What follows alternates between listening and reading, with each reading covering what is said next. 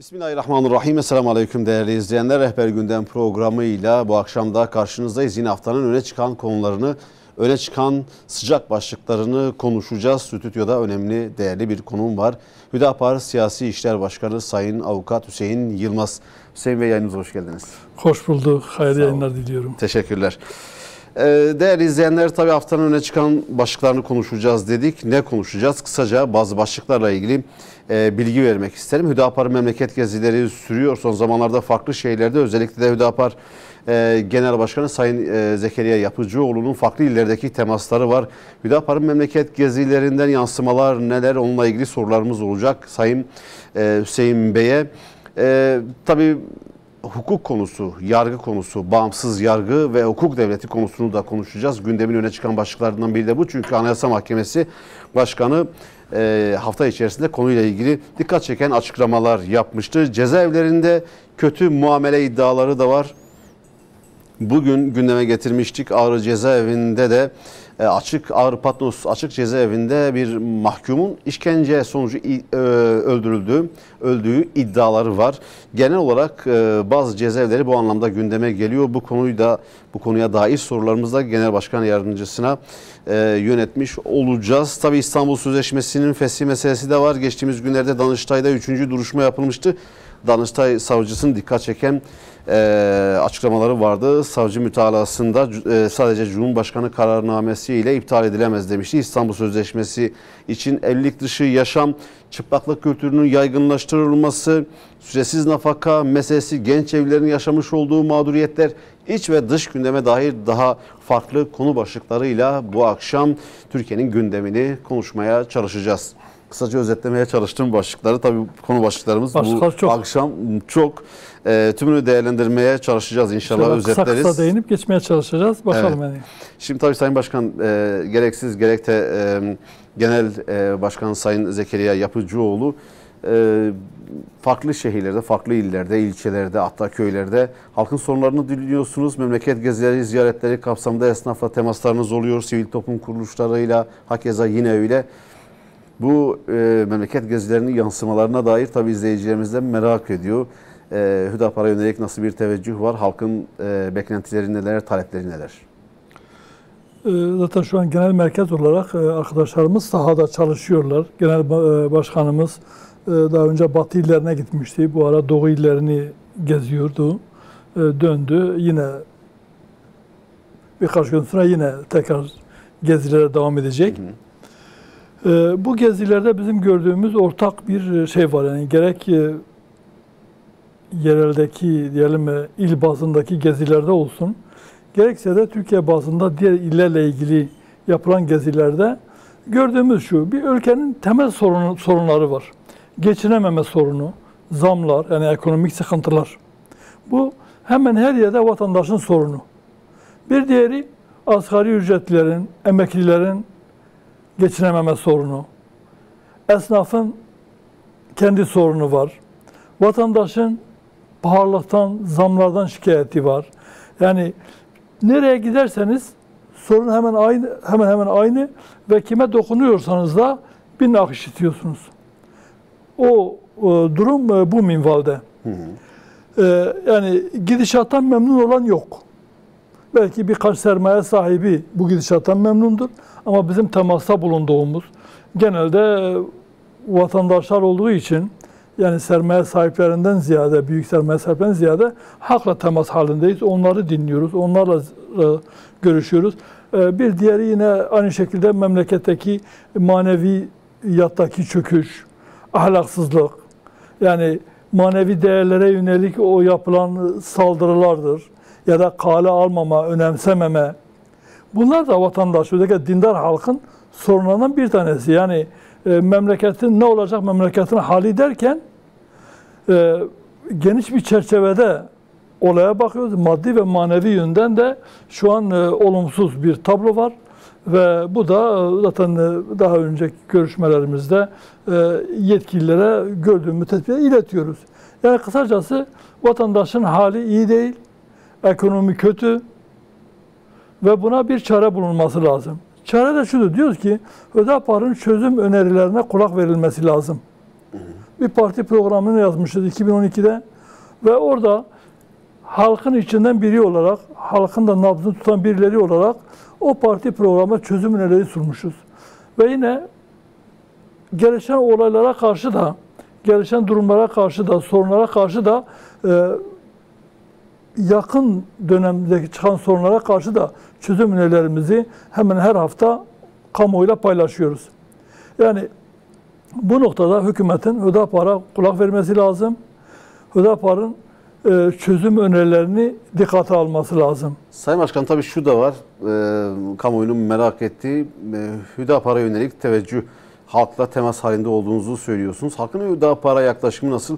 Geçtiğimiz günlerde sanırım Sayın Genel Başkan Zekeriya Yapıcıoğlu Erzincan'da yapmış olduğu konuşmada artık bindelik oranlarla değil, yüzdelik oranlarla anılacaklarını, böyle bir beklenti içerisinde İnşallah, olduğunuzu çünkü benim de söylemiştir. sahada gördüğüm, özellikle ben Diyarbakır ilçelerini geziyorum, köylerini geziyorum.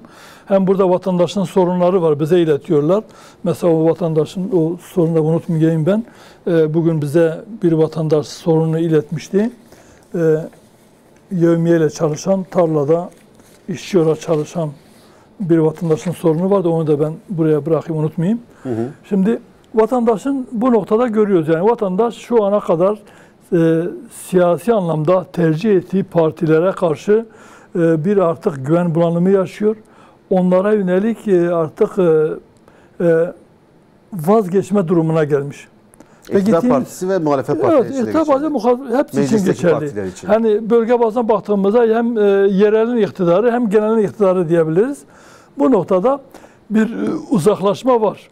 Bir onların çözümsüzlük politikalarına ya da çözüm bulmamalarına ya da mevcut olan durumu sürekli her açıdan, yani her hem iktidar muhalefet açısından bu noktada onların böyle çözümden ziyade sadece kapışmaları, ağız dalaşına girmeleri, işte siyasi polemiklere girmeleri ama çözümden uzak olmaları, çözümüne sunmamaları noktasında bir şey var. Teveccühte bir eksilme var onlarda ve gittiğimiz yerlerde de Hüdapar'a bir teveccüh olduğunu görüyoruz. Yani inşallah bu seçimde oylarımızı kat be kat artıracağımıza inanıyorum. Çünkü biz onu görüyoruz. Evet. Yani daha öncekilerden farklı olarak. Önce de evet, Hüdapar'a şunu diyorlardı. Siz gerçekten doğru söylüyorsunuz, haklısınız. Yani söylemleriniz güzel, temiz, dürüst insanlarsınız. Ama deyip oylarını yine başka partilere veriyorlardı. Şu an gelinen noktada amasını kaldırmış. Ne olursa olsun biz Hüdapar'a destek vereceğiz ve Hüdapar'ı oyunu artıracağız. Hüdapar'ın gücüne güç katacağız. Yani Hüdapar'ı meclise göndermek için bu noktada yani elinden geleni yapacağına söz veren, daha önce başka partiler çalışmış olan kişiler, hatta aileler diyebiliriz ya da yerleşim birimleri var. Bunu görebiliyoruz yani ve bunu bize yansıyor bu. Giden yerlerde de bu var. Ha, bizim yapacağımız şey belki burada çözüm önerilerimiz gibi biz bu noktada hem halkın yanında halkın sorunlarını dile getirerek ve çözüm diğer partilerin farklı olarak çözüm önerimizi de sunuyoruz. Neyi nasıl yapması gerektiğini söylüyoruz. Mesela en başta yani ekonomik şu anki bir kriz var ve kriz döneminde sadece bu kriz dönemini vatandaşın kemer sıkmasına bağlayarak çözemezsiniz. Vatandaş kemer sıkarak bu sorun aşılmaz. Çünkü krizin müsebbibi vatandaş değil, halk değil, işçi değil, emekli değil, memur değil. Siz bunlara, bütün faturayı bunlara kesemezsiniz ya da devleti kurtarmayı bunlara bırakamazsınız. Bu noktada en tepeden yöneticiden başlanması lazım. Bu konuda bizim önerimiz şudur yani. Ciddi bir paket açıklanması lazım. Hem vatandaşa destekle ilgili, kalkınmayla ilgili hem de tasarruf tedbirleri paketi açıklanması lazım. Bu kapsamda külliyeden başlamak üzere bütün kamu kurum ve kuruluşlarındaki bütün israf, şatafat, fuzuli ne varsa hepsinin bırakılması lazım. Yani herhangi bir kamu görevlisinin işte onlarca araçla bir yere gitmesinin anlamı yok. Bu yakıttır, diğer masraflardır, şahıstır, zamandır, emektir, her açıdan. Bu Ankara'ya doğru, merkeze doğru gittikçe bakanlar düzeyine, Gittikçe bu daha da artıyor. Hatta onlarca ifade eden araç konvoyları yüzlerceye çıkıyor. En başta buradan başlanabilir. Kemer sıkılacaksa bizim İslam tarihinde bunun örnekleri var. Önce devlet başkanından başlanır kemer sıkılmaya ve bu en alttaki vatandaşa kadar bu istenir. Eğer bir yönetimde devletin valisi, kaymakamı kemer sıkmıyorsa, belediye başkanı kemer sıkmıyorsa vatandaşa kemerini sık diyemez. Bunu söylemeye hakkı yoktur. Zaten vatandaşa sıkılacak kemer kalmamış. O halde yani şu an belki hani asgari ücret meselesinde de ona bir şey düşünülüyordu. Yani o yeri gelmişken şu an vatandaşın çoğu açlık sınırında yaşıyor. Evet. Verilen mesela veriler var. TÜİK verilerine göre yani Ocak ayı 2022'deki veriye göre Türkiye'de 13 milyon 536 bin kişi ücretli çalışıyor. Yine bir sendikanın bir raporuna göre 10 milyon kişi asgari ücretle çalışıyor. 3 milyon insan ise asgari ücretin altında bir ücrete çalışıyor. Asgari ücrette açlık sınırının altında. Tabii, onun da altında. Yine TÜİK verilerine göre 13 milyon 600 binden fazla emekli var. Hı. En düşük emekli maaşı 2500. Peki açlık sınırı ne? Açlık sınırı Nisan 2022'deki tespit eden bir sendikanın verilerine göre 5323 lira açlık sınırı, yoksulluk sınırı 17.340 lira. Şimdi böyle bir ortamda bu ülkenin doktoru da açlık sınırının altında yaşıyor. Daha doğrusu yoksulluk sınırının altında yaşıyor. Asgari ücretlisi, emeklisi, milyonlarca insan ise açlık sınırının altında yaşıyor. Tablo bu iken siz kalkıp da birden fazla kişiye mesela değil mi? Bir diğeri belki birden fazla bu üst düzey bürokratların birden fazla maaş alımına engel olması lazım. Vatandaş bir iş bulamıyorken sanki böyle jokermiş gibi bir şahıs birden fazla işte birden fazla yerden maaş alıyor. Ve buna göz yumuluyor. İşte bütün bunlar bir araya geldiği vakit ya da şatafattan, lüküsten, harcamadan geri kalınmıyor. Üst düzey bürokraside olsa böyle devletin üst düzey kademesinde. Vatandaş ise ekmekle karnını doyuruyor ve siz ekmekle karnını doyuran vatandaşa siz una, buğdaya sübvansiyon uygulamazsanız, yeterli ya da katkıyı sağlamazsanız ki bir kısım uygulanıyor ama buna rağmen şu an misal Diyarbakır'da geçenlerde ekmek 6.000 lira oldu. 6 lira oldu. Eski parayla 6.000 lira. 6 lira oldu. Şimdi bizim vatandaşımız ekmekle doyuyor. Yani makarnayı dahi ekmekle yiyor. Yoksa doymaz. Yani siz ekmeğine zam yaparsanız, ekmeğini eline alırsanız vatandaşın nerede çıldıracağı belli olmaz. Nerede artık şeyden çıkacağı belli olmaz. Ve bu hükümetin sorumluluğundadır. Yani hükümet diyemez ki işte muhalefete topu atamaz ya da suçu vatandaşa atamaz. Kendisi yönetiyor ya da işte dış güçlerin müdahalesi var efendim ben şunu yapayım. Önlemini alacaksın. Hazinende senin rezervin olacak.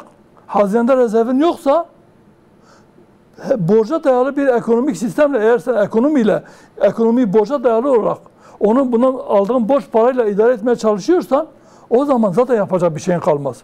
Buna rağmen alınan o borç paralar da eğer şatafata gidiyorsa, lükse gidiyorsa o zaman siz vatandaşı durduramazsınız. Vatandaşın şikayetini dinlemek zorundasınız ve vatandaşa işte hep beraber katlanalım, sıkalım, dişimizi sıkalım, kemeri sıkalım deme hakkınız olmaz. Evet.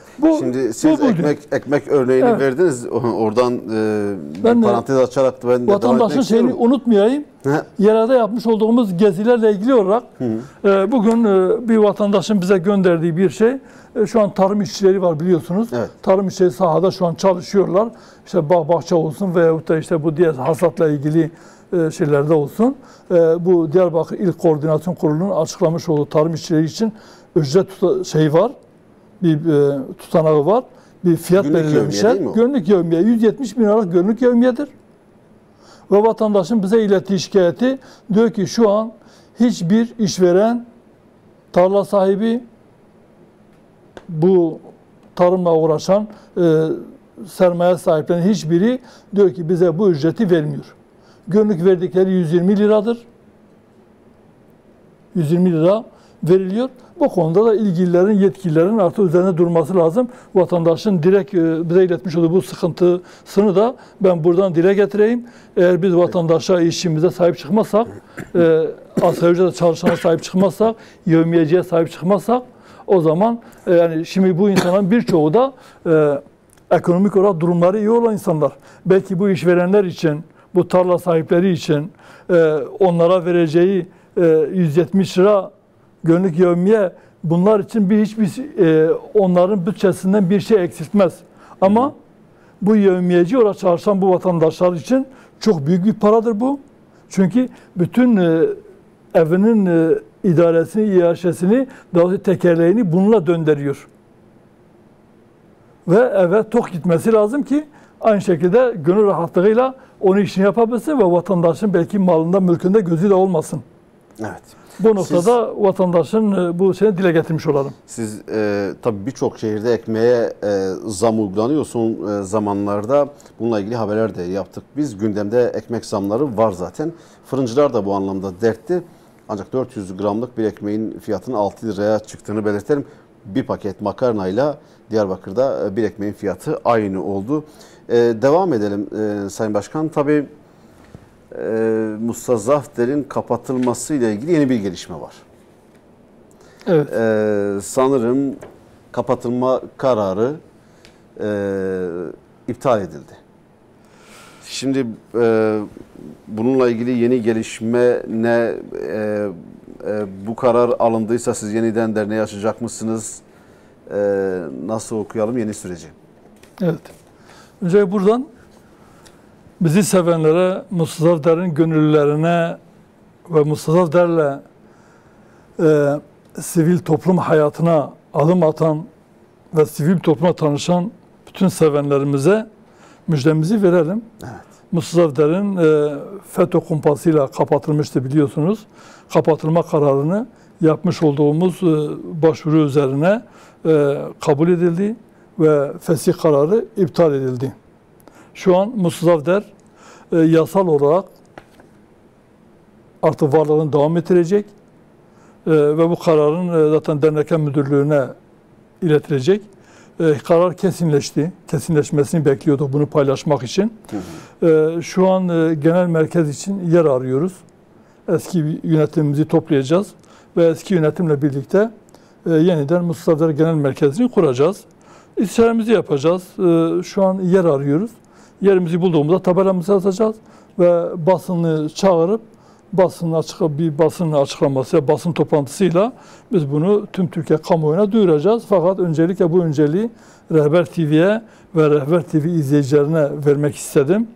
Ayrıntılarını da sonradan paylaşabiliriz. Yani iki temel husus üzerine kapatılmıştı derneğimiz, daha doğrusu gerekçe ile.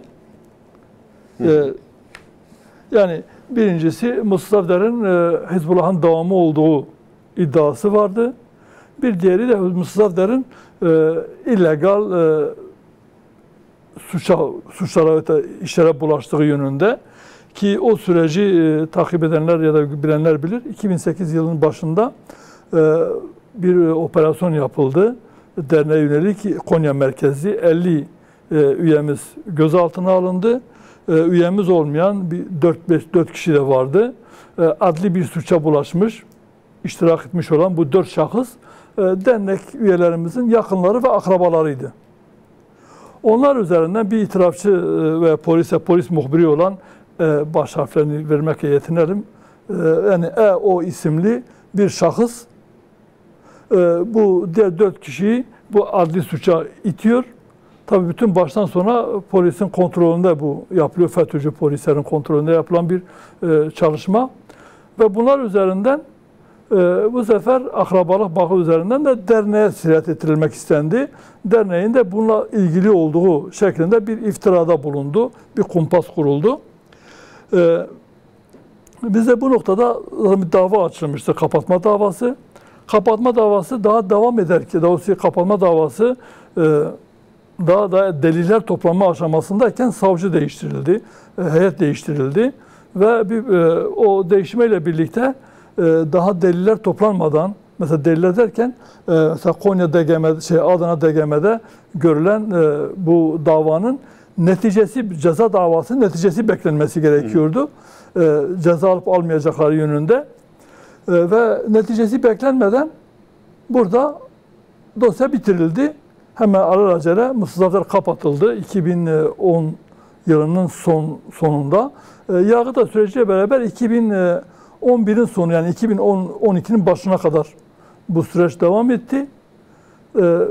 Ve derneğimiz kapalı. Bütün itirazlarımız da boşa gitti. Çünkü hiçbir hukuka uyulmadı. Yani tamamen keyfi bir şekilde merkezi bir kararla kapatılacak dendi ve kapatıldı.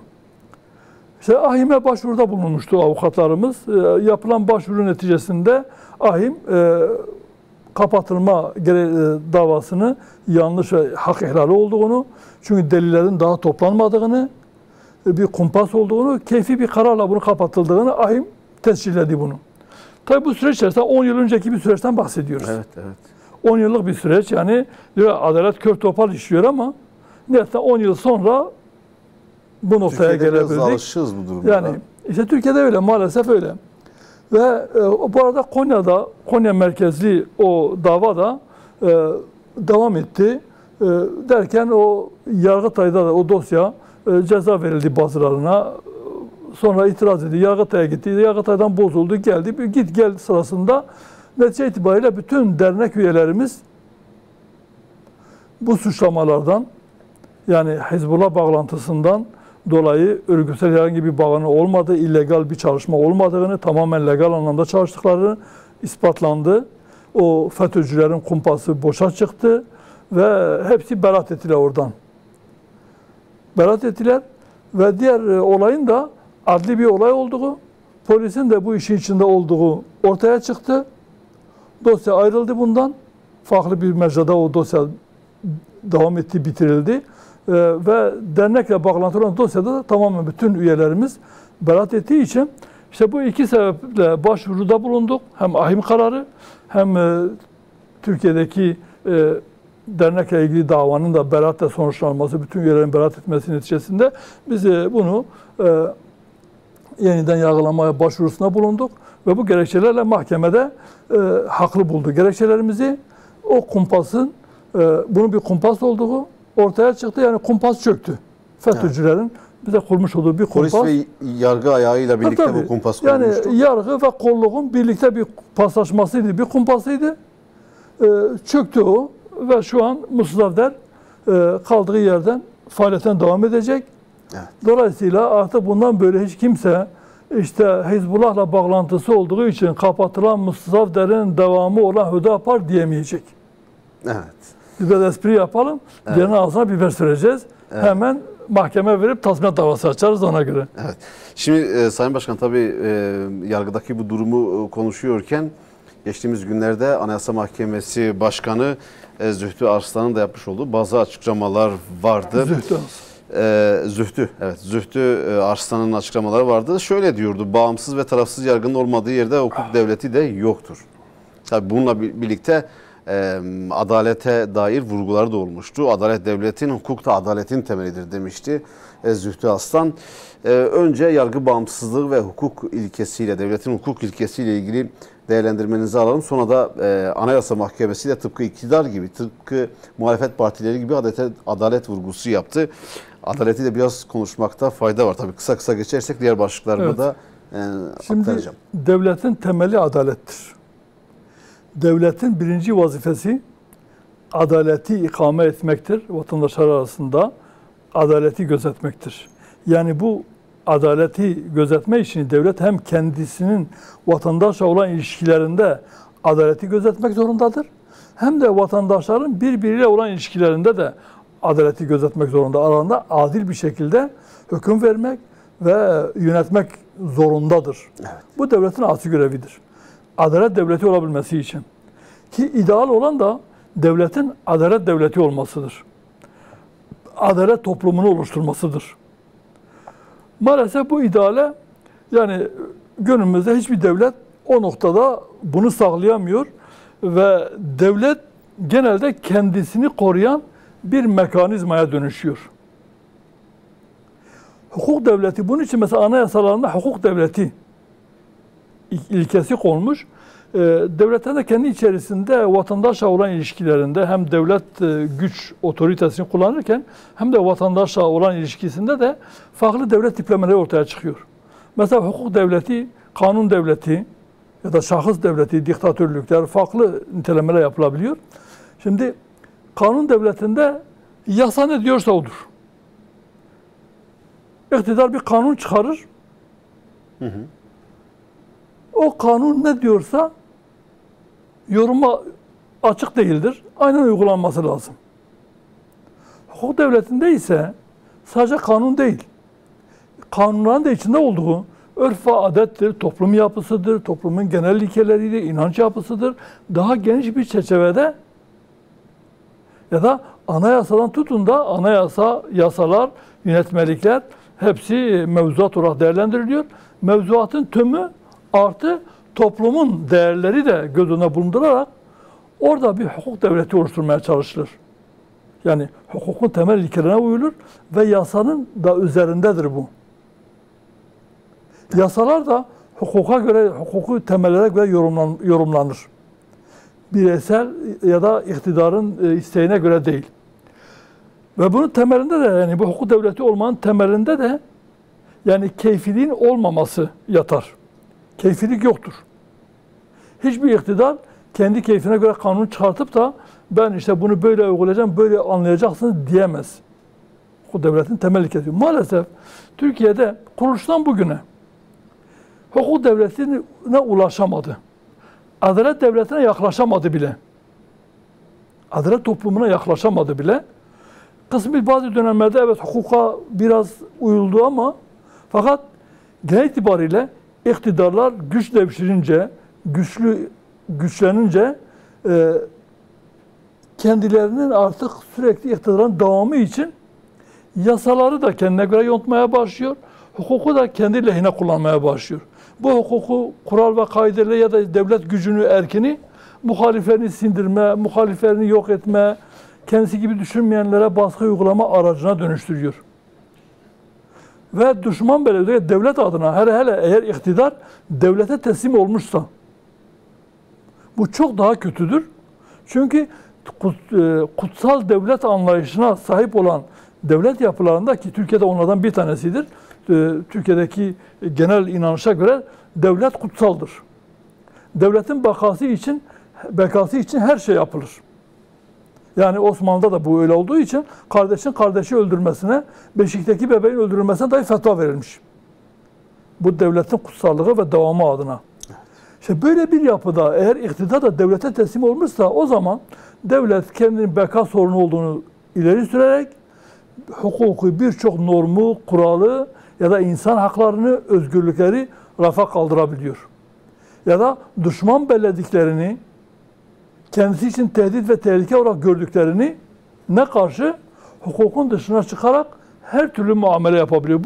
Bu sokaktaki gösteri ve yürüyüş özgürlüğünden tutun da işte bir fikir beyanına kadar, bir düşünce beyanına kadar. Yani misal Hizb-ut Tahrir davaları. Hizb-ut Tahrir davalarını mesela terör örgütü kapsamına almışlar. Fakat dünyanın hiçbir yerinde Hizb-ut Tahrir düşüncesindekiler hiçbir şiddet olayına bulaşmamış ve tamamen legal alanda çalışmayı tercih eden ve illegaliteye veyahut da şiddete bulaşmayan bir yapıları var. Buna rağmen terör örgütü, silahlı terör örgütü kapsamına alıp üyelerine ceza veriliyor. Ahim'in kararları var. Buna rağmen devlet adına hareket edenler ve de devlet düşüncesiyle, devletin tehdit ve tehlike çünkü hilafet düşüncesi, cumhuriyet düşüncesiyle çelişiyor ve Osmanlı dönemine geçişi hatırlatıyor ona. Böyle devlet refleksi hemen devreye giriyor ve hemen her türlü gayri hukuki muamele ya da hukukun dışına çıkarak keyfi muamele ceza verebiliyor. Bunun gibi. Ya da cezaevine attığı insanlara aynı hakeza burada hukuk dışına çıkıp bunlara her türlü muamele yapabiliyor. Kötü muamele yapabiliyor. Peki o zaman oraya cezaevlerine geldiniz Sayın Başkan, araya girdim. Kusura bakmayın. Son zamanlarda cezaevlerinde mahkumlara yönelik kötü muamele iddiaları da fazlasıyla gündemde. Çünkü işte son olarak bugün Ağrı Patnos Açık Cezaevinde bir mahkumun ailesi tarafından gündeme getirilen bir iddia. İşkence edilerek ağır darp sonucu darp izleri varmış evet, ağır darp sonucu öldüğü ve öldürüldüğü belirtiliyor. Daha önce de aynı cezaeviyle ilgili iddialar vardı. Farklı cezaevlerindeki muameleler hakkında da yine şikayetler vardı. İddialar söz konusuydu. Bu konu hakkında daha önce de sizin açıklamalarınız yine olmuştu. Ancak sizce yeteri kadar soruşturma falan yapılıyor mu bu süreçlerle ilgili, iddialarla ilgili? Şimdi her cezaevi ayrı bir devlettir. Her cezaevi ayrı bir devlettir. Nasıl? Her cezaevi idaresi başlı başına özel bir yapıdır. Öyle görünüyor ve öyle şey oluyor yani. Ve bu bakanlık da genelde cezaevi idarelerini bu noktada kolluyor. Bizim gördüğümüz bu. 2000'lerde Hizbullah davalarında baktığımızda, cezaevlerini gezdiğimizde biz bunu gördük. Yani cezaevlerini bir nevi mahkumlar için ikinci bir cezaevi yapma, zindana çevirme, cehenneme çevirme uygulaması vardı o dönemde. Ve hem cezaevi yer darlığı, yer sıkışıklığı, mahkumların böyle balık istifi cezaevlerine koğuşlara doldurulması, artı haklarının verilmemesi, artı işte diyelim kitap okuma haklarının elinden alınması, hatta Kur'an-ı Kerim dahi bir koğuşa, onlarca insan var bir koğuşta, bir tane Kur'an-ı Kerim. Yani onu da 3 kitap kategorisine 3 kitaptan fazla verilmez deyip içeri almıyorlardı. 3 kitaptan fazla Kur'an-ı Kerim'i de kitaplardan birini sayıyorlar. Sonra da ondan vazgeçtiler. Ya da cezaevine bir şey istendiğinde ihtiyaç olduğunda yok. Ya da mahkumlara yemek noktasında yemekleri özellikle yenmez hale getirip öyle mahkumlara veriyorlardı. Ve şu an gördüğümüz üzere o günden bugüne takip edebildiğimiz kadarıyla değişen fazla bir şey yok. Şu an mesela nedir? İşte bu 15 Temmuz sonrası FETÖ mahkumlarına aynısı yapıldı. FETÖ tutuklularına aynısı yapıldı. Yani bakıyoruz ki devlet kendine göre tehdit ve olarak gördüğü yapı kimse, örgüt ya da camia kimse ona karşı tedbir alıyor ve cezaevini onun için ayrı bir cezaevine çeviriyor. Yani cezaevlerini bir işkencehaneye dönüştürebiliyor, kötü muamele yerine dönüştürebiliyor ve bu şekilde iddialar mesela cezaevinde bizim o dönemde takip ettiğimiz davayı döneminde de birkaç Hizbullah mahkumu da cezaevinde intihar etti, öldü denip ailesine cesedi teslim edildi. Ve bakıyoruz ki aynı şekilde devam ediyor. Farklı örgütlere, farklı cemaatlere, camilere mensup olan insanlar aynı şekilde deniyor ve diyor kol kırılır, cezaevi kuraldır. Kol kırılır, yen içinde kalır. Koruma kollama vardır. Eğer o koruma kollama diyor, eğer mızrak çuvala sığmıyorsa bir iki gardiyanı harcarlar. Ama asıl belki talimatı veren cezaevi müdürleri ya da buna yüz yuman savcılar, cezaevi savcıları dışında tutulur. Maalesef bu böyle. Ve bu iddialar ciddiye alınması lazım. Ciddiye soruşturulması lazım. Çünkü cezaevleri gerçekten yaşanmaz durumda. Bazı şeyler açısından baktığımızda.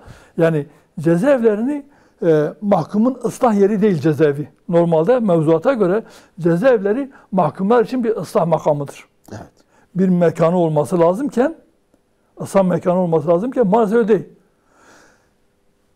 Adli mahkumlar açısından tecrübe edinilen ferdi olarak diyelim bir suç işlemişse onu kolektif hale getiren diyelim bir mafyatik bir şeyle orada çıkan, yani ferdi olarak diyelim bir gasp bir olayı işleyen birisi cezaevine girip çıktıktan sonra artık o çete olmuştur. Ferdi olarak hırsızlık yapan birisi cezaevine girip çıktıktan sonra tecrübesini artırmıştır ve artık hemen çeteci bir gruba mensup olup öyle devam ediyor. Yani onlar için bir profesyonelleşme alanı olarak kullanılıyor, ıslah mekanı değil. Yasalar yapılır, af yasaları çıkarılır. Ceza indirme yasaları çıkarılır. Adli mahkumlar için çıkarılır. Ama siyasi mahkumlar devlete karşı suç işlediği iddia edilen kişiler için, yani devlet kendisine karşı suç işlediğini iddia ettiği insanlara karşı intikamcı davranıyor. Geçmişte de böyleydi, bugün de böyledir. Bu intikamcı kategorisine konan kişiler bazen değişebiliyor, örgütler, camialar değişebiliyor ama devletin bakış açısı değişmiyor. Bu açıdan bunun ciddiyete soruşturulması gerekiyor. Çünkü daha önce benzer iddialar var. Mesela FETÖ mahkumlarına yönelik de hani hasta mahkumlar var cezaevinde, ölüme terk edilmiş, bırakılmıyor. Yine mesela Hizbullah mahkumlarından var cezaevinde, baba oğul Ankara'da. Yani ölümcül hastalar, çok ağır hastalar, evde tedavi olması lazım. Bırakılmıyor. Mevzuat deniyor, bırakılmıyor. Ya da ne bileyim işte, yani hastadır, hamiledir. Bakıyorsun bu tip bayanlar cezaevine alınıyor. Cezaevinde, yani o şartlarda cezaevinde tutuluyor. Yani hukukun, dedik ya hukuk devleti. Hukuk devleti olmanın bir gereği de odur yani. Yargı tarafsız olacak, adil olacak. İdare de insani vasfını kaybetmeyecek. İdareciler de bu noktada insani vasıflarını kaybetmeden cezaevi koşullarını da göz önünde bulundurması lazım. Suçlu dahi olsa. Suçlu dahi olsa cezaevinde yaşamını devam ettiremeyecek olan insanın çıkması lazım. Bazı durumlarda bayanların diyelim hamiledir ya da benzeri bir şey varsa onların cezaevinde olmaması lazım. Bekletirsin. Suçlu o diyelim hamileliği biter, çocuğun yetiştirip bir şeye getirdikten sonra ondan sonra onu cezaevine gönderirsin. Yani o şartlarda cezaevine alma, işkenceye maruz tutma, yine geçen de bir iddia, bu iddiadır. Ama ben yani bu iddialara karşı kesinlikle olmaz diyemiyorum. Çünkü benim tanıdığım, bildiğim devlet zihniyeti, devletin bakış açısı yani kendisine düşman kategorisine koyduğu kişilere karşı intikamcıdır. Her türlü hukuksuzluğu yapmaya da yapan memura da koruma ve kollar o şemsiye altına alır. Bütün memurlar öyle de demiyorum. Dürüst vazifesini yapan, belki insani vasfını kaybeden birçok memur da vardır. Ama bu noktada kötü muamele yapan memur korunur, kullanır. Mesela geçen de bir camiaya yönelik olarak, bir yapıya yönelik olarak bayanlarının gözaltına alınmasında çıplak aramanın yapıldığı ve yani rencide edici şekilde muameleye tabi tutulduğu, cinsel tacize varan bir muameleye tabi tutuldukları yine kamuoyunda yansıdığı iddia edildi. İşte bu iddiaların üzerine ciddiyetle gidilmesi lazım. Bakanlık ciddiyetle gitmesi lazım. Soruşturması lazım ve varsa bu tip iddiaları muhataplarını bu fiillere karışan memurunu gözünün yaşına bakmadan ihraç etmesi lazım. Soruşturma açıp dava açması lazım onlar hakkında. Netice itibariyle bunu ihtiyat haline getiren memurlar var, kamu görevlileri var ve bunların da ihraç edilmesi lazım. Memuriyet yapamaz. Diğer yandan diyelim bazı memurlar yapıyor. Diyor ki ya falan memur işte falan partiye yakın ki kendi kendimize gördük yani. Yaşadığımız olarak görüyoruz. Bir ne olduğu belirsiz bir şahsın tweetleri üzerine bir sahte tweet hesabı üzerinden bazı Hüdaparlı ailelerin yakınlarının görevlerine son verildi, memuriyetlerine son verildi. Soruşturmalarıyla neredeyse bir partiye siyasi yakınlık vardı deyip ya da kamudaki makamlarında görevlerine son verildi. Müdürlükleri elinden alındı. Evet. Yani bunlar yapılıyor. Madem öyle, o zaman bu suça bulaşan bu memurlara haydi yapılması lazım. Hiçbir insan işini yapıyor. Yani şu an Diyarbakır'ın en başarılı okullarından birisi olan Cumhuriyet Fen Lisesi'nin en başarılı okullarından birisidir. Çok başarılı bir müdürü de var. Ama orada çalışmayan, saf saklayan, görevini yapmayan ama iktidara, hükümete yakın birilerine akrabası olan bazı öğretmenlerin dışarıda işte bu dershanelerle, özel okullarla anlaşması var. Buna engel olmaya çalıştığı için iktidar üzerine mesela baskıyla okulun idarecileri görevden alındı. Daha bu geçtiğimiz günlerde bir müfettiş raporuyla. Yani iktidar adil olmak zorundadır. İktidar keyfilik yapamaz. İktidar vatandaşına yani liyakati göz önüne bulundurması lazımdır. Ama maalesef liyakat elden kaçmış. Tamamen yandaşlık üzerine bir şu an politika yapılıyor. Adalet devleti zaten yok. Adil bir yaklaşım yok. Bendensin ya ötekisine yani ya da benim menfaatime çomak sokuyorsan tehdit ve tehlikesin. Yani cezaevleri sadece bu son cezaevin değil. Kamunun her tarafında şu an var. Köyleri geziyoruz, yerleri geziyoruz, ilçeleri geziyorum. Vatandaşın temel şikayeti o yani. Şu an düşün mesela Erdoğan diyor ki ben diyor Diyarbakır'a şu kadar trilyon para gönderdim. Cumhurbaşkanı diyor para gönderdim. Eminim göndermiştir. Göndermediğini söylemez yani. Resmiyette o para bütçeden çıkmıştır. Evet. Ama bakıyoruz ki sahaya yansıyan bir şey yok. Göz boyama bazı işler yapılmış. Çelmik'te biraz karışık gidiyoruz ama Hayır. yani Çelmik'te Çelmik'e giden yol, Ergani Çelmik arası yolda orada bir menfez var. Bir menfez var. Yani defaten orada Çelmik'e gidip gelmişim. Çelmik Çüngüş bu ziyaret münasebet çerçevesinde halen o duruyor orada. Yapılmamış, yol yandan verilmiş ve orada duruyor. Çanakkale Köprüsü bitti. Çelmik'teki o menfez bitmedi. Yani vatandaşı candan bezdiriyor. Yani ya da Çelmik'in asfaltını yaptılar. Aylarca orada toz toprak içinde kaldı vatandaşlar.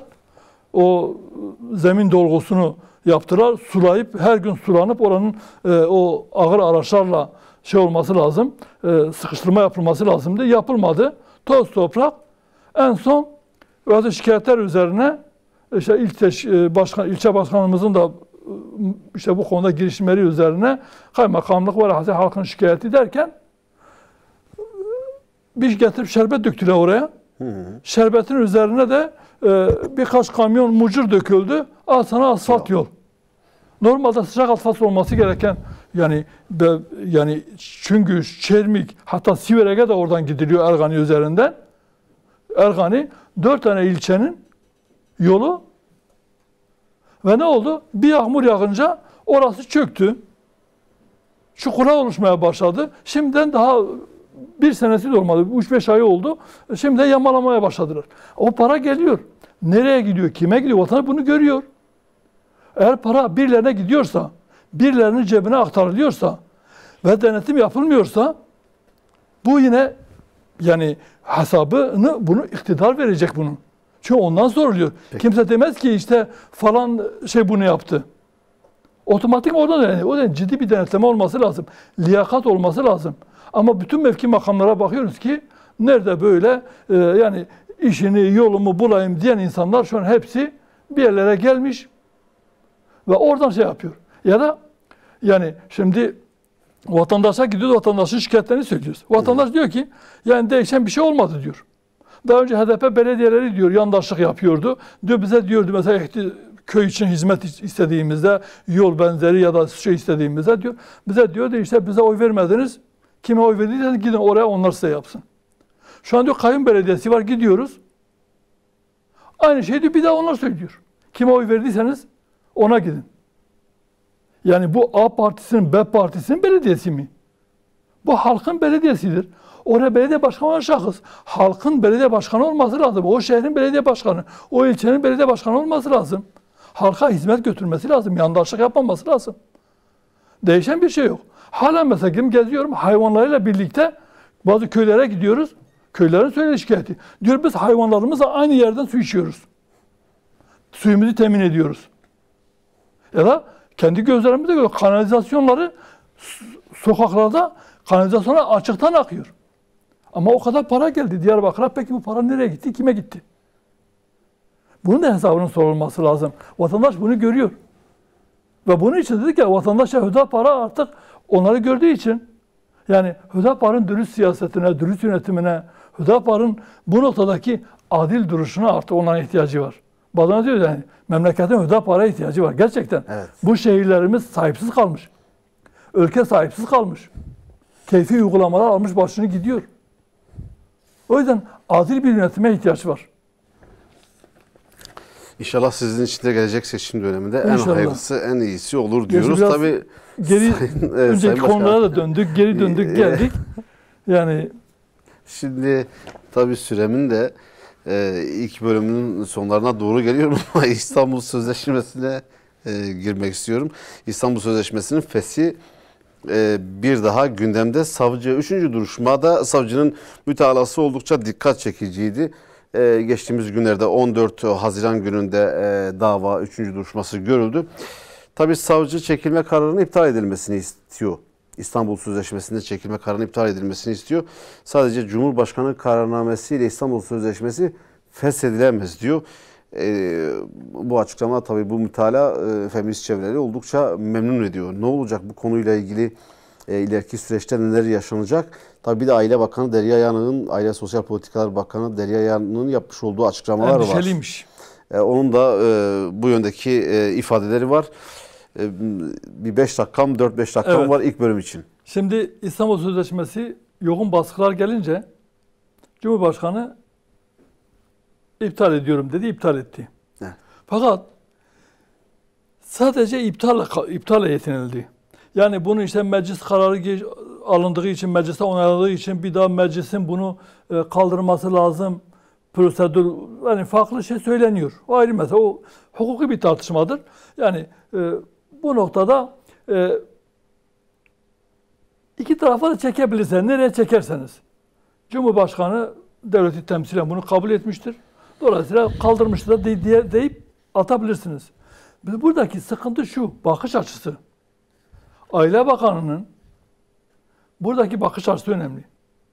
CEDAV'ın toplantısına katılıyor ve orada diyor ki İstanbul Sözleşmesi'nin kaldırılmasından dolayı diyor, endişeliyiz.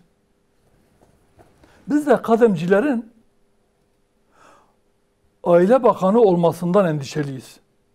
Çünkü kademciler Aile Bakanı olduktan sonra memlekette ne aile kaldı, ne ahlak kaldı, ne namus kaldı. Artık insanlar hayvanlar gibi sokaklarda çiftleşmeye başladılar. Halkın gözü önünde yani. İşte bu yasalardaki yetersizliktir. Evet, hükümet kendince iktidar Müslümanlara da bazı İslam'ı bu konuda hassasiyet sahibi olanların gazını almaya çalışıyor. Kaldırıldı. Ama uygulama yasası olan yasalar duruyor.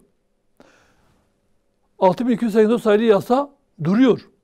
Asıl felaket o. Türk Ceza Kanunu'ndaki zina serbest, o duruyor. Yani evlilik dışı, nikah dışı birliktelikler zina olarak kabul edilmiyor ve evlilik olarak kabul ediliyor. Bu bir problem. Yine ama Allah'ın emri peygamberin kavliyle 18 yaşında da altı evlilik yapan insanlar tecavüzcü diye alınıyor. Genç evliler. Genç evliler, evet. Hani İslam ülkesiyiz. Başımızda dindar bir iktidar var. Ama baktığımızda yani alakası yok bazı şeylerle ilgili. Ve bu konuda işte CHP'de, feministlerdir ya da diğer işte sol, laik, seküler kesimler de hepsi yükleniyor işte. İktidar şöyle şeriatı getirip bunu getirecek. Ben diyorum ki boşuna korkmasınlar. Onların yapmaya cesaret edemediklerini bu iktidar onlar adına Müslümanları da ürkütmeden hepsini zaten yaptı. Ve yapmaya da devam ediyor. Yani aileyi yıktı. Ahlaksızlık diz boyu ve buna önlem alınmıyor. Şu an buna karşı bir önlem alınması lazım. Evet, teşhircilik ya da işte bu alenen cinsel ilişkiye girmek yasalara göre, kabahatler kanununa göre suç. Ceza kanununda kabahatler şey var. Oraya göre suç.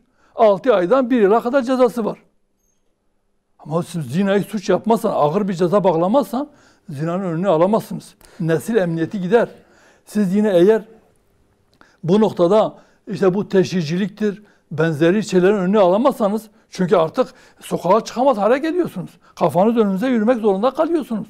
Maalesef. Yani yatak odası kıyafetiyle insanlar sokakta geziyorsa buna caydırıcı bir ceza olması lazım ve caydırıcılık olması lazım. Bir ceza, teşhirciliktir bu.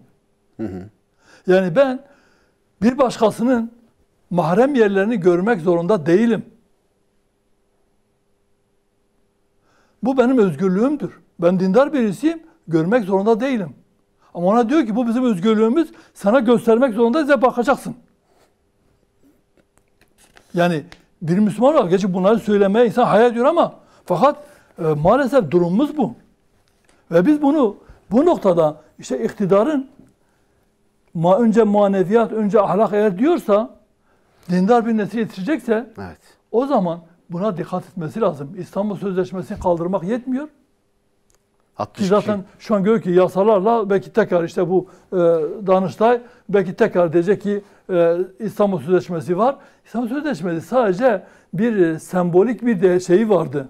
LGBT ve benzeri ahlaksızlık yapıların ona dayanarak bir nevi onlara alan açılmıştı ve her gün bir şekilde kendilerini toplumda görünür kılıyorlardı. Şu an görünür duruma gelemedikleri için sıkıntı orada. Onlar için sıkıntı olarak görünür duruma gelemiyorlar. Bu İstanbul Sözleşmesi'ne dayanarak onu dayanak yapamıyorlar. Ama aileyle ilgili, toplum yapımızla ilgili olan diğer yapıları duruyor. Diğer maddeleri duruyor. Hükümet bu konuda ciddiyse önce hemen yapacağı şey bana göre kademcileri Aile Bakanı yapmaktan vazgeçecek. Bir diğeri de bu noktada hemen bu 6284 sayılı yasayı kaldırması lazım. Ceza kanunu değiştirmesi lazım. Medeni kanunda buna yönelik değişiklikler yapması lazım. Sayın Başkan, son günlerin bir başka tartışması. Türk mü, Türkiye mi? Şimdi Cumhurbaşkanı Erdoğan geçtiğimiz gün yapmış olduğu açıklamada artık uçakların gövdesinde Turkish Airlines değil, Türkiye Hava Yolları yazacak dedi. Bu açıklamanın ardından vay sen misin Türkiye Hava Yolları diyen, niye Türk Hava Yolları demiyorsun? Tartışma uzadıkça uzadı. Bu akşam üzeri biz yayına girmeden önce Meclis Başkanı'nın da bir açıklaması vardı. Türkiye ibaresiyle ilgili özellikle Mustafa Şentop imzasıyla mecliste faaliyet ve yazışmalarında artık bundan sonra Türkiye ibaresinin kullanılmasına ilişkin bir genelge yayımlandı. Şimdi Türk ve Türkiye ifadesi arasında ne fark var? Kim, neden, niçin rahatsız oluyor? İşte bu devletin kodlarıyla alakalı, yani Türkiye Cumhuriyeti'nin nasıl kodlandığı, etnisiteye nasıl baktığıyla alakalı olan bir durumdur. Şimdi Cumhuriyet kurulduktan sonraki kodlamaya baktığımızda devlet Türk milliyetçiliğini esas alan bir zeminde kendini kodladı. Yani Türkiye Cumhuriyeti Türklerindir. Evet. Ve Türkiye'de Türk dışında kimse yaşamıyor. Yani inkar ve asimilasyon politikaları dediğimiz bir dönemden sonra geliyoruz yani bu noktaya. Ve devletin bütün yasalarında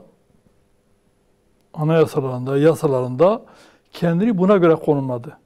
Ve Fransız devriminden sonra ortaya çıkan ulus devleti örnek aldı. Ya devlet yapılanmasını. Dolayısıyla kendine göre yeni bir bazı tarif ve yorumlarla Türk ulus devletini inşa etmeye çalıştı. Ve bu Türk ulus devletini inşa ederken de şöyle bir avuntuya girdi. Yani ben Türk derken aslında bu kavim olarak Türk demiyorum. Bu ülkede yaşayan Laz, Arap, Çerkez hepsini Türk ulusu olarak görüyorum. Yani inkar asimilasyonunu bu şekilde kamufle etmeye çalıştı ve halen bu devam ediyor. Diyor ki biz Türk derken aslında etnisite olarak demiyoruz, Türk demiyoruz. Bir ulus olarak Türk diyoruz. Ama bakıyorsun başka uygulamalarda, başka yerde de yani Türkiye'deki farklı etnik yapılarla aynı etnisiteye mensup olan kavmi yapıları dışarıda bırakacak şekilde sadece Türk etnisitesine mensup olanlarla aidiyet, akrabalık şey. Mesela Türk dünyası diyor ya da var, akraba topluluklar var. Ankara'da bizim partiye giderken hep yolumuzun üzerinde görüyoruz. Yani şimdi sadece Türkleri esas alıyor akraba topluluğu dediği vakit. Yani o artık tarihsel şeye göre Türk kabul edilen kesimlerle bir diyalog geliştiriyor. Ama aynı şekilde bakıyorsunuz burada Türkiye Cumhuriyeti vatandaşı olan ve resmi anayasaya göre de Türk kabul edilen Kürtlerin akrabası olan diğer ülkelerde komşu ülkede yaşayan Türkleri akraba görmüyor. Bu bir çelişkidir. Demek ki devlet burada yani kendine bir göz boyama yapmaya çalışıyor. Devlet zihniyeti, devlet aklı ya da devleti idare edenler anayasaya dayanıyor. Biz de diyoruz ki yani bu şu açıdan önemli. Türkiye dediği vakit sadece Türkleri kastetmiyor. Türkiye'deki devlet olarak şu an Türkiye Cumhuriyeti diye isimlendirmiş, 23'te kurulmuş ve ismine Türkiye Cumhuriyeti demiş, Türk Cumhuriyeti değil. Türkiye'de bir devlet var. Evet. Ve bu Türkiye Devleti'nin ne oluşturan farklı etnik yapılar, kavimler var. Türkler de bunlardan bir tanesidir. Ama devletin kendi şu an asli unsur olarak görmüş, diğerlerini dışlamış. Böyle olduğu için anayasaya da vatandaşlık tanımını Türklük üzerinden yapıyor. Türkiye'de yaşayan vatandaş bağıyla bağlı herkes Türktür diyor. Yani Türkiye vatandaşlığı değil, Türktür diyor. Yani bunu da örnekleme yaparken ya da getirirken bazen Amerika örneğini getiriyor diyor. Bak kimse diyor mu? Herkes diyor ben Amerikalıyım diyor. Yani ben Türk'üm demek de onun gibi bir şeydir. Halbuki bu büyük bir şey var. Burada bir Galati meşhur var veyahut da burada büyük bir bilgi şeyi var yani. Kasıtlı bir çarpıtma var. Amerikalı diye bir kavim yok. Amerikalı dediğinizde orada Avrupa'dan giden, İngilizler de dahil, Avrupa ülkelerinden giden çok farklı kavimlere mensup olan insanlar var. Ve orada kıtanın ismi, devlet ismi oradan almış. Amerika Birleşik Devletleri. Yani Amerika kıtasına izafeten oradan Amerikalıyız diye söylüyor. Amerikalı.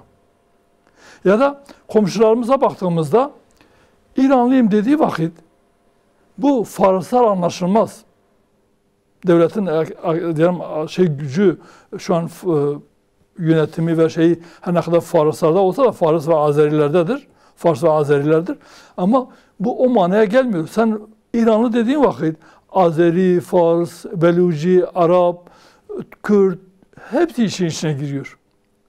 Irak dediğin vakit Irak bir kavmin ismi değildir. Evet. Coğrafi bir isimdir, bir terimdir. Ve orada dediğinde içine Kürt, Arap hepsi giriyor içine. Yani ama siz işte Türk dediğinizde, Türk Cumhuriyeti ya da Türk vatandaşı dediğinizde o zaman siz sadece bunu bir etnisitenin devleti ve ona mal ediyorsunuz. Ondan sonra diyorsunuz ki biz kardeşiz. Gel kendini inkar et. Hadi kardeş olalım. Böyle bir şey yok.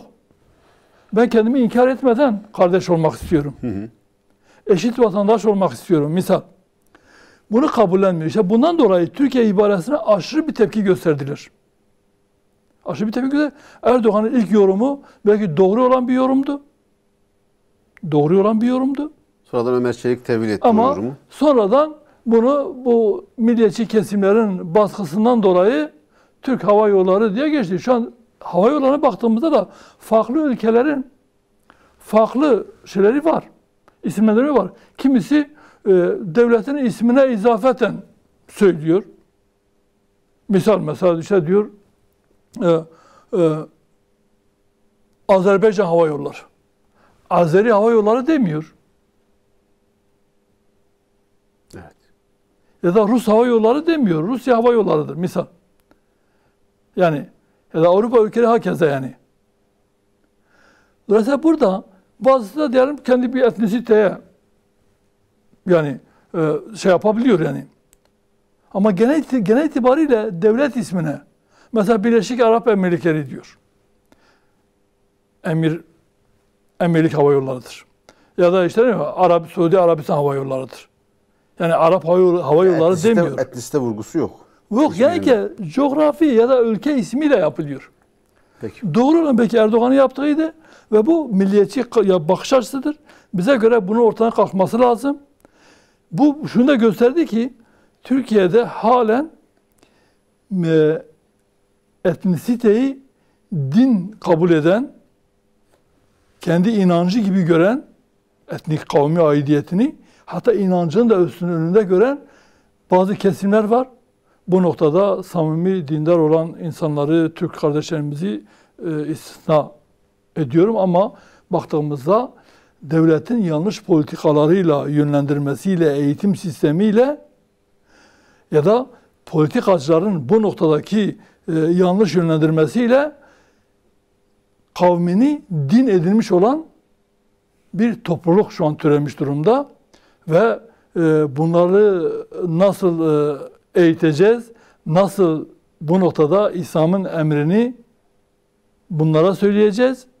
İşimiz zor yani. Hem Hüdapar olarak işimiz zor, hem toplum olarak işimiz zor. Çünkü gerçekten burada böyle bu noktada bilgi yanlışına düşmüş ve at gözlüğüyle olaya bakan bir bakış açısı söz konusu. Peki Sayın Başkan, şimdi ötekileştirilmeden, farklılaşmadan, farklılaştırılmadan bahsederken yine geçtiğimiz günlerde İçişleri Bakanlığı'nın yapmış olduğu bir açıklama vardı.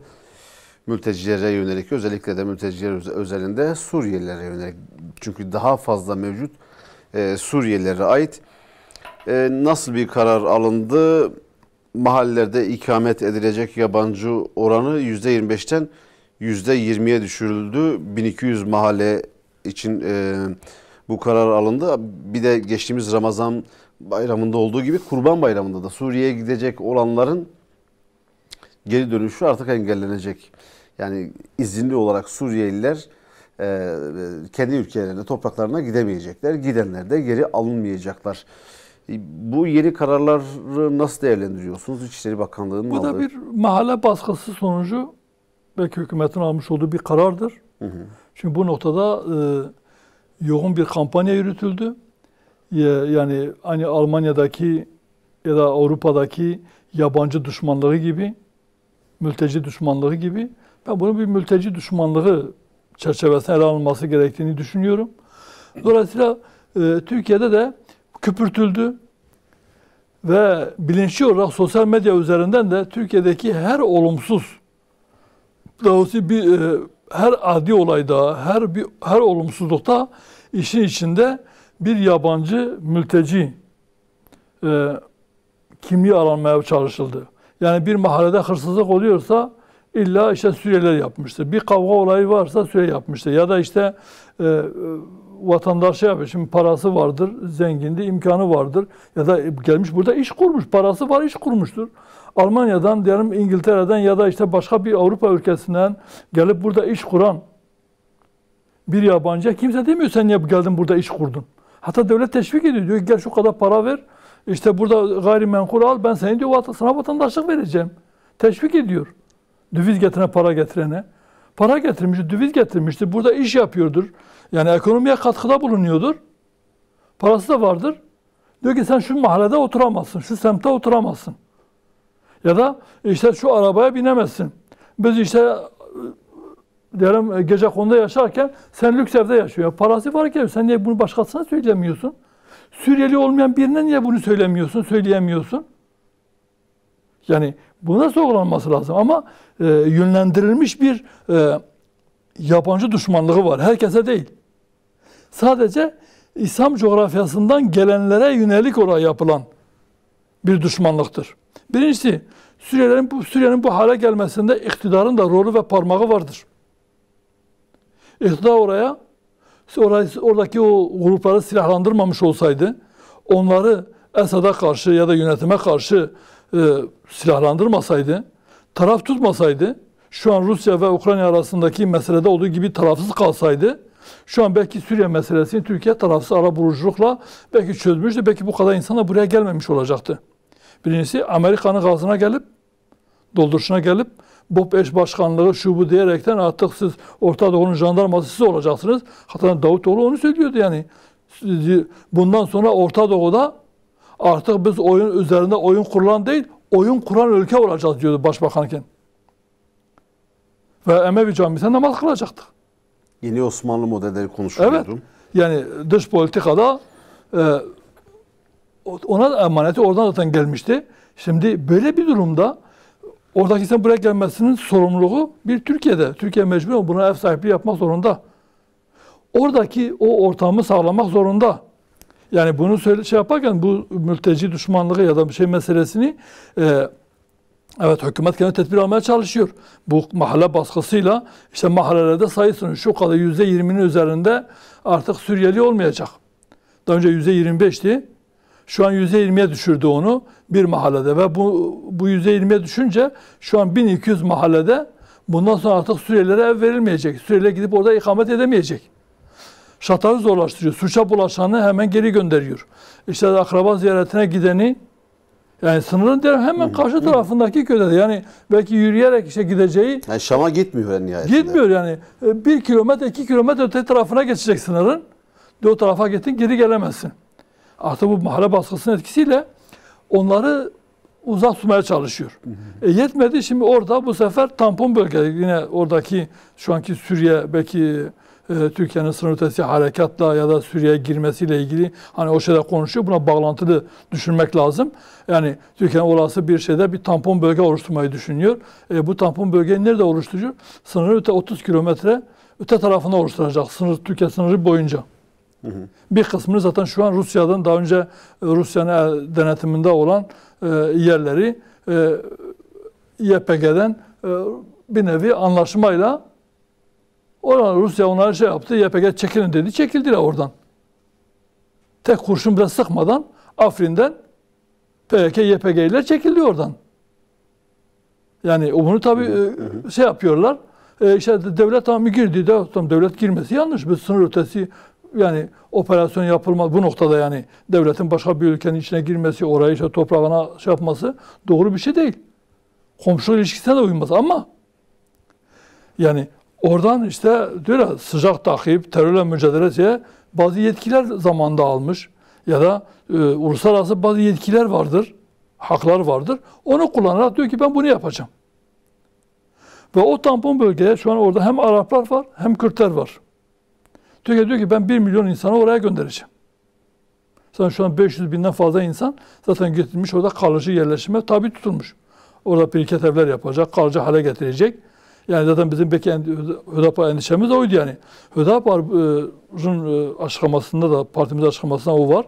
Yani devlet ve de hükümet bu noktada oradaki 30 kilometre derinlikteki sınır bölgesindeki demografik yapıyı değiştirip bir nevi orada Kürt bölgesine, Kürtlerin yaşadığı toprakları da diğer etnisitelere, onları oraya yerleştirerek yeni bazı sorunların önünü açabilir.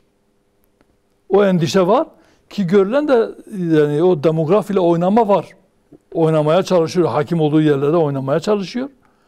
Biz buna doğru bulmuyoruz. Yani sırf Suriye'yi göndereceğim diye, yani o mahalle baskısının altında kalıp da onları Suriye'deki savaş bitmeden, çatışma ortamı bitmeden, güvenlik huzuru oluşmadan, oraya gidecek olan can güvenliğini sağlamadan oraya göndermek yanlış. Hepsini götürüp o tampon bölge diye ilan 30 kilometre derinlikteki bölgeye yerleştirilmesi de, başkasının toprağına yerleştirilmesi de yanlıştır. O sınır bölgesinde Türkmenler, Kürtler, Araplar iç içe yaşıyorlar. Farklı. Bir köy diyelim Türkmen'dir, diğer köy Arap'tır, diğer Kürt'tür. Herkes kendi köyüne, kendi şeyine gitsin. Kendi mıntıkasına gitsin.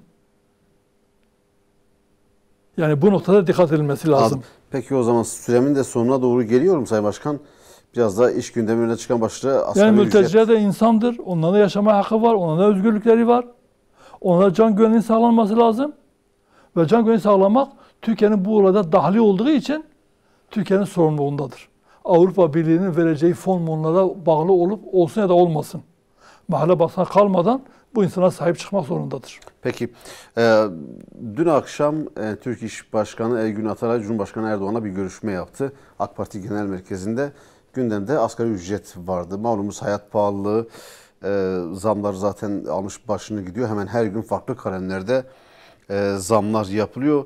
Asgari ücret de dolayısıyla eridi. Asgari ücretin iyileştirilmesine yönelik bazı görüşmeler yapıldı. Cumhurbaşkanı Erdoğan bazı çalışmalar yapıldığını ifade etmiş. Önümüzdeki günlerde de açıklama yapacakmış. Sizin de daha önceden asgari ücretlerin beklentileriyle ilgili yapmış olduğunuz açıklamalar vardı. Asgari ücret ne olmalı Temmuz'da? Asgari ücret ve enflasyona ezdirilmemesi lazım. Asgari ücretli enflasyona ezdirilmemesi lazım. resmi enflasyon şeyleri vardır, gayri resmi açıklamalar vardır. Ama nihayetinde açlık sınırı belli. Dolayısıyla bu ülkede insanlar açlık sınırının altında yaşıyor. Birçok kişi açlık sınırının altında yaşıyor. Açlık sınırının üzerinde bir fiyat verilmesi lazım. İnsanca yaşayabilmesi için. Biz biliyoruz ki yani bu asgari ücretinin tarifi yapılırken sadece çalışanın değil, evli ve çocuklu olan bir aile göz önünde bulundurularak ona göre tarifinin yapılması lazım. Eğer asgari ücretin tarifi değiştirilirse o zaman otomatikman asgari ücret de artmış olacak. Öncelikle tarifin değiştirilmesi lazım. Sadece çalışan için değil, çalışan ve ailesi hesaba katılarak yapılması lazım. Artı enflasyon ve hayat pahalılığı göz önüne bulundurulması lazım. Yapılan açıklamalar göz önüne bulundurulması lazım. Dolayısıyla insanca yaşayacağı bir ücretin verilmesi lazım ki hükümet o noktada sinyaller veriyor. Hem emeklerin maaşlarının düzeltileceği, işte asgari ücretin yükseltileceğiyle ilgili sinyaller veriyor. Fakat şu da var, beklenti çok yüksek tutuluyor. Ama baktığımızda ülke gerçekleri, hazinede para yok, şu bu yok deyip bakıyorsunuz ki dah fare doğurdu meselesine dönüyor. Çok cüzi bir şey veriyor. Daha önce bu sağlıkçılarla ilgili, doktorlarla ilgili de yine öyle bir zam yapacağız, ezdirmeyeceğiz dediler. Ama sonrasında geri adım atıldı. Geri çekildi. 3-5 kuruş verecek, onu da geri çektiler. Ya da 3600 ek göstergeyle ilgili beklenti yüksekti. Ama yapılan şeyler, evet farklı, kimine 600, kimine 800 göstergeye verildi. Ama buna belki ileride emekliye yansıyacak. Ama yüksek prim kesintisine sebep olduğu için bazılarının maaşında düştü. Fazla maaş almadılar bazı çalışanlar. Bu gösterge verilenlerin bir kısmı maaşı düştü. Alacağı net maaş, eline gelen net maaş düştü. Kesintisi arttı çünkü. Yani bu noktada beklentiyle yüksek beklenti oluşturuluyor. O beklentiye uymayan bir zam yapıldığında da bu da vatandaşı memnun etmiyor. Eğer ciddi bir şey yapmayacaklarsa hükümet yetkileri şunu diyoruz, yüksek bir beklenti oluşturmasınlar. Büyük bir hayal kırıklığı oluşuyor. Vereceği zamın da yaptığı iyileştirmenin de bir anlamı kalmıyor. Ama kamuoyunun büyük bir beklentisi var bu konuda. Beklenti var. Çünkü siz burada ekonomi, her şey pahalılık var. Yani yaşam koşulları zorlaşmış. Madem enflasyonu düşüremiyorsunuz, madem zamları geri almıyorsunuz, o zaman yapacağınız vatandaşın alım gücünü iyileştirmek, vatandaşın gelir seviyesini yükseltmektir. Bunu yaparsa o zaman tabii bunu kalıcı hale getirmesi lazım. Yani bugün maaşlara zam geldi, öbür gün her şeye zam gelirse olmaz. Ciddi bir denetim olması lazım. Bu zamlarla ilgili, fahiş fiyatlarla ilgili önüne geçmesi lazım. Ciddi bir denetim olması lazım. Bir türlü geçilmiyor yalnız. Geçilmiyor. Dediğim gibi yani geçmek mi istemiyorlar, geçemiyorlar mı? Ya da geçecek argümanları mı yok? Ya da bu noktada yani oyunu ya da kurulan, yapılan iyileştirmeleri bozanlar mı var? Bu hükümetin sorunu. Hükümet bunu çözmek zorundadır ama her nihayetinde vatandaşın karnını devlet doyurmak zorundadır. Devlet vatandaşının gelir seviyesini yükseltmek zorundadır. Devlet vatandaşın alım gücünü yükseltmek zorundadır. Bu devletin sorunu, devletin görevidir.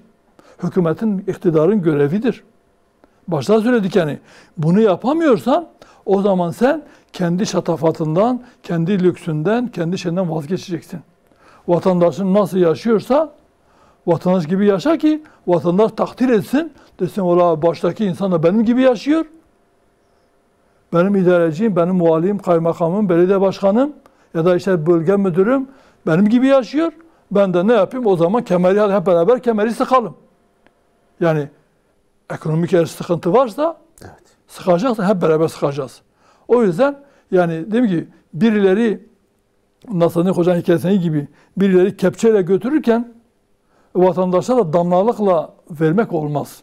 Evet. Demiş ya ver biraz da böyle biz ölelim. Evet, kepçeyle yiyen için. Peki çok teşekkür ediyoruz Sayın Başkan. Süremizin de sonuna geldik. Oldukça güzel bir program oldu. Katılımınız için, katkınız için bir kez daha teşekkür ediyorum. Teşekkür ederiz bu fırsatı verdiğiniz için. Sağ olun. Değerli izleyenler, bu akşam da Rehber Gündem'in sonuna geldik. Haftanın öne çıkan birçok başlığını konuşmaya çalıştık. Yetiştirebildiğimiz kadarıyla Hüdapar Siyasi İşler Başkanı Sayın Hüseyin Yılmaz önemli değerlendirmelerde bulundu.